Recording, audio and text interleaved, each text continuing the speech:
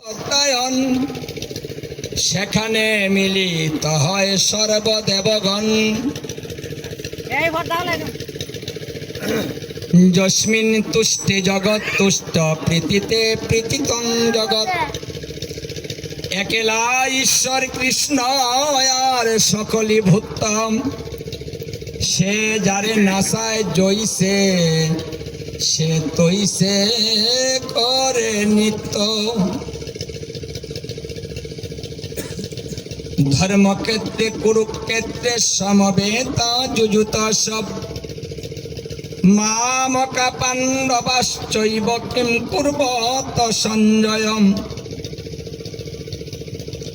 নিগুম কল্পতরুর্গলিতং ফলং শ্রীমদ ভাগবতম। হরে কৃষ্ণ। আজকে খুব শুভ দিন, কারণ যেদিন আমাদের জ্ঞান এবং বিদ্যা সেই মা সরস্বতীর পূজা, জ্ঞানের দেবী বিদ্যার দেবী, যার কৃপা না হলে কেউ কথা বলতে পারে না, যার কৃপা না হলে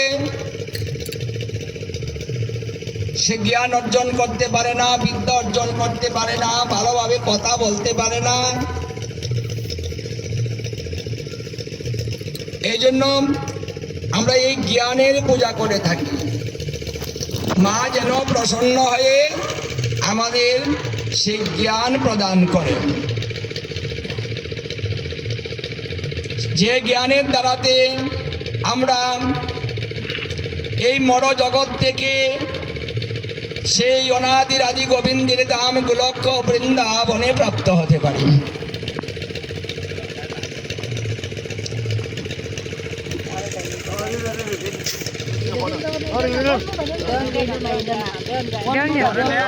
কথা বলা যাবে না, হাতে নাও, হাতে নাও, হাতে নাও তাড়াতাড়ি। প্রথম থেকে তুলি না না না।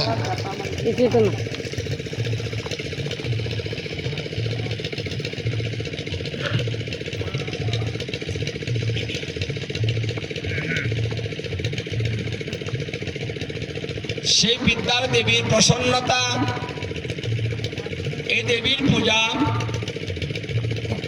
কিন্তু সাধুগুরু বৈষ্ণবরাও করে থাকেন। আমরা প্রতিদিন এই দেবীর প্রার্থনা করি। যেমন একটু আগে আমি বলেছি, নারায়ণং নমস্কৃত্যং নর চৈব নরোত্তমং দেবীং সরস্বতীং বেশং ততু জয়মুদিরয়। মানে মার কাছে কিন্তু আমরা এই মন্ত্রটা শুধু আজকে বলি না, প্রতিদিন বলি। মানে পূজাটা আমরা প্রতিদিন করি, যেন তিনি প্রসন্ন হয়ে আমাদেরকে সেই জ্ঞান প্রদান করেন, যে জ্ঞানের দ্বারা আমি ভগবত ধাম প্রাপ্ত হতে পারি। কারণ জ্ঞান যদি না থাকে তাহলে ঈশ্বরকে চেনা যায় না, জানাও যায় না।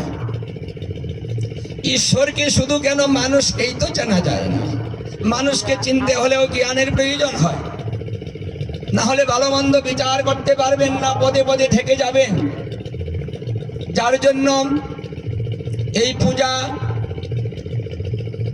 অবশ্যই করবেন, কিন্তু সাত্ত্বিক ভাবাপন্ন নিয়ে করতে হবে।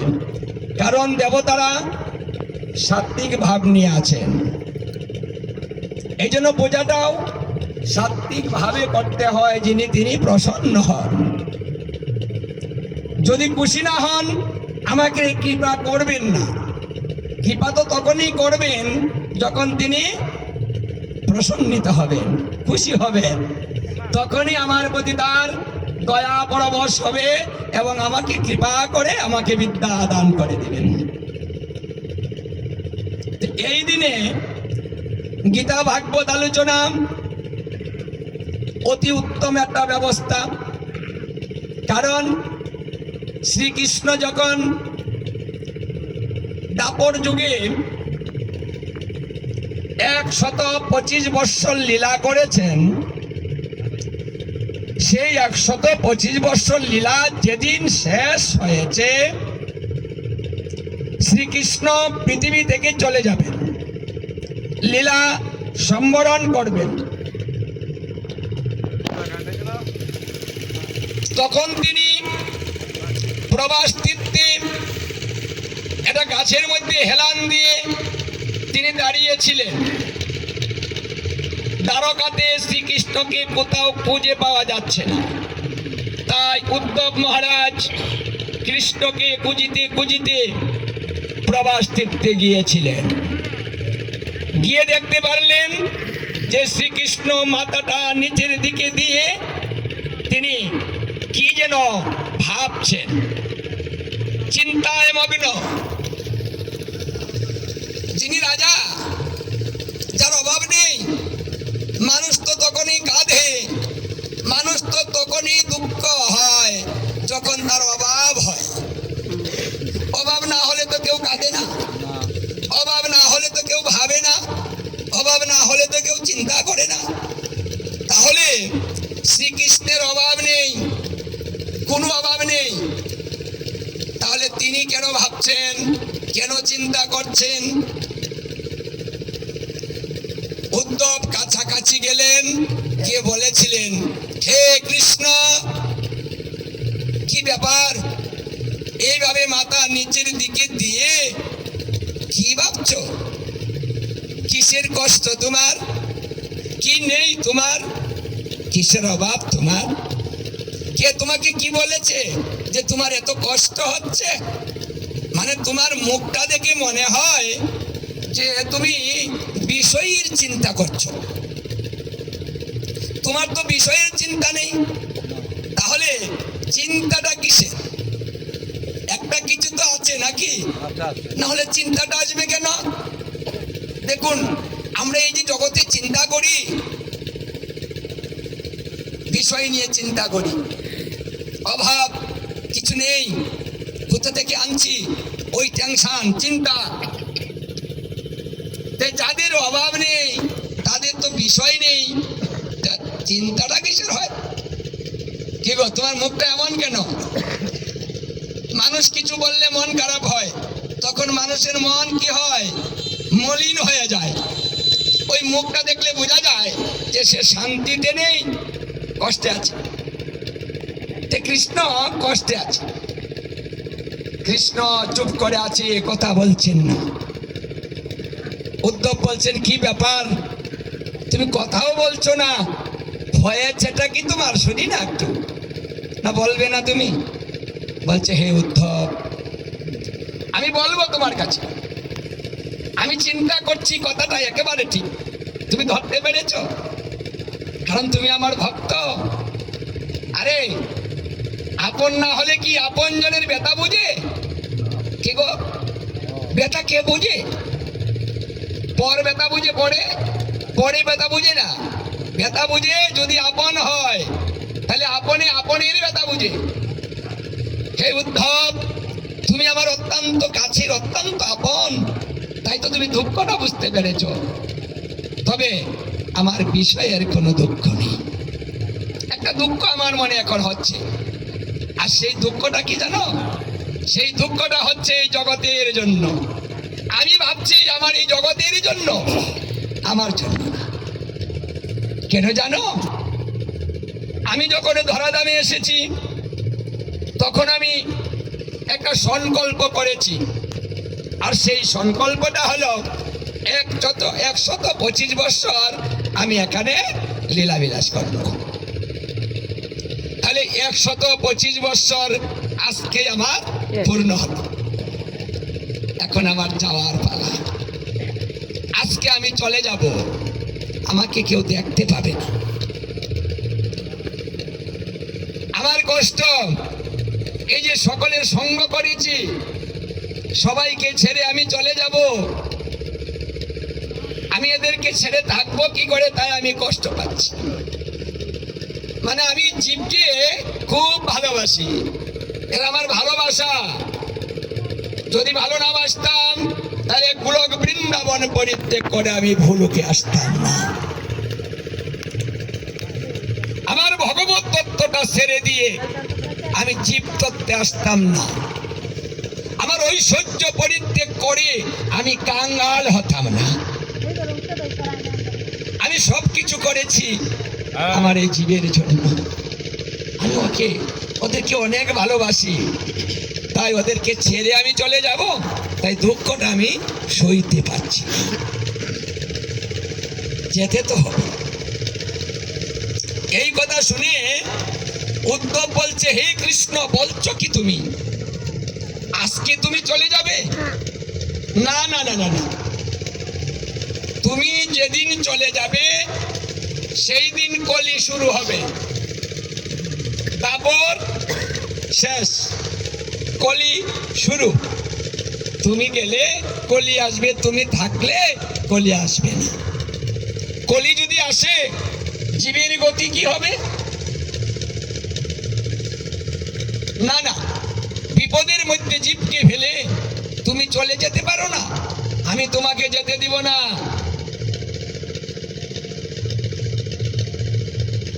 আমার যে যেতে হবে, থাকার উপায় নেই। দেখুন, এই পৃথিবীতে যারা আসবে সবাই চলে যাবে, কেউ থাকতে পারবে না।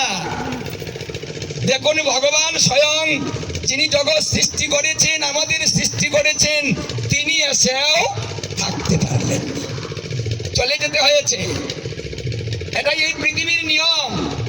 এই নিয়ম যে আমি করে দিয়েছি, আমার নিয়ম তো আমি ভঙ্গ করতে পারি না।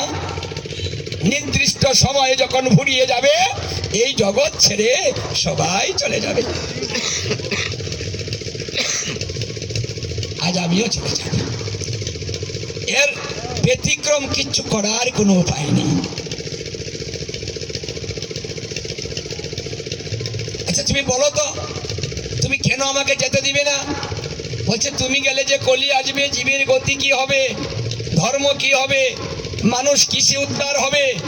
কলিকাল মারামারি, হানাহানি, দরাদরি হবে, পাপাচ্ছন্ন হবে, কামাসক্ত হবে, চঞ্চল মনা হবে। তাহলে জীবের গতিটা কি হবে? আত্মকলহ, প্রতিদিন আত্মকলহ হবে, মানে ঘরের ভিতরে কলহ, স্বামী স্ত্রী কলহ, মায়ে জিয়ে কলহ, বাবায় ছেলে কলহ, বইনে বইনে কলহ, প্রতিবেশীর সঙ্গে কলহ, কেউ বাদ যাবে না।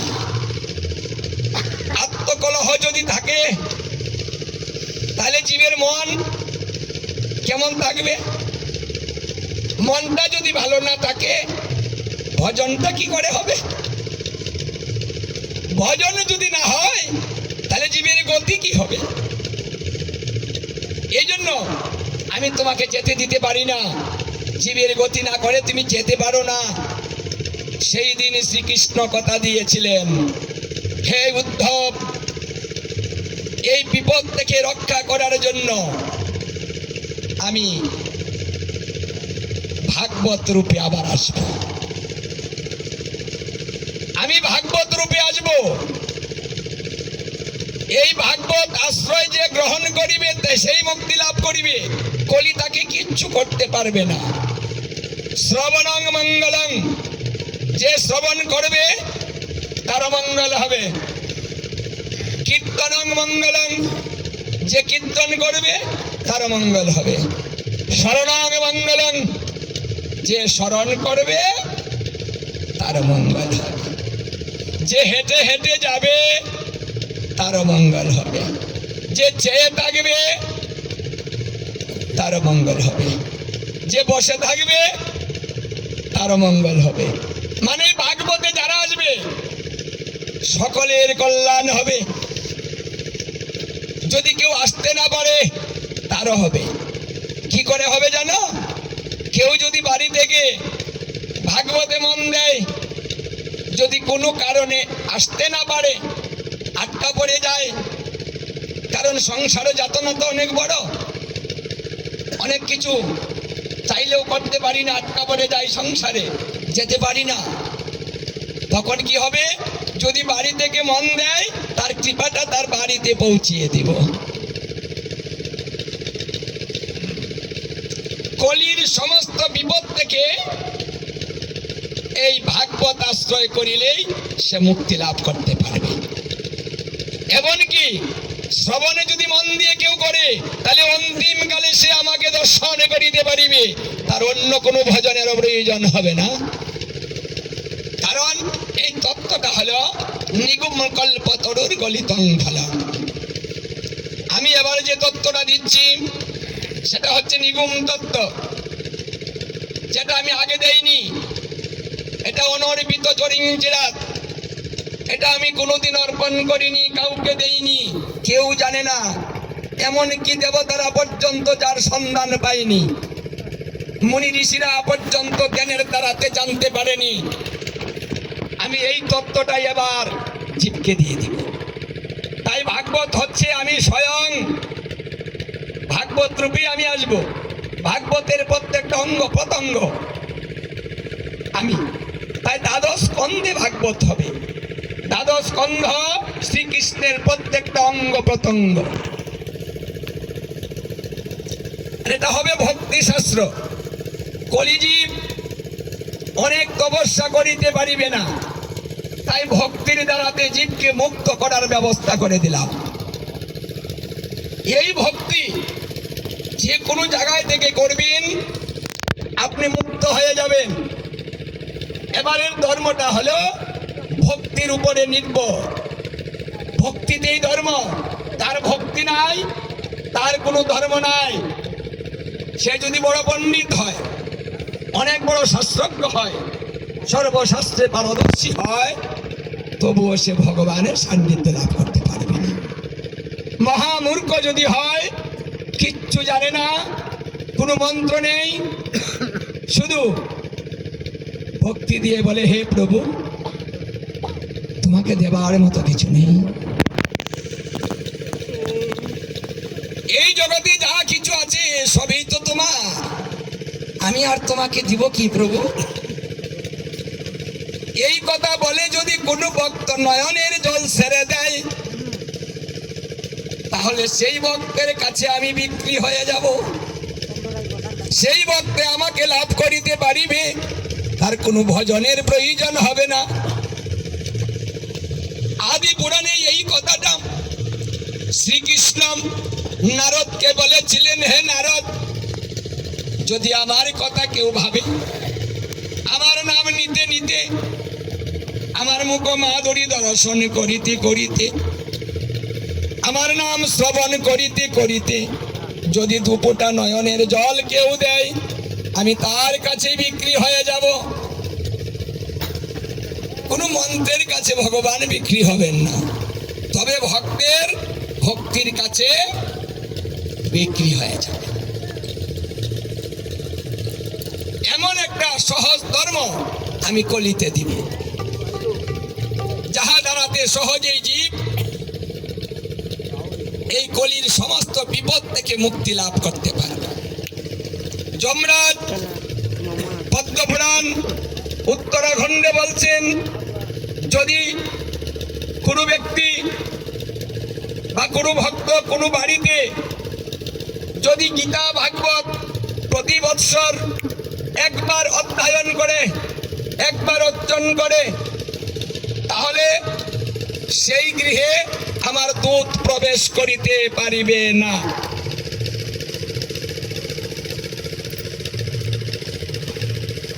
কথাটা লক্ষ্য করুন।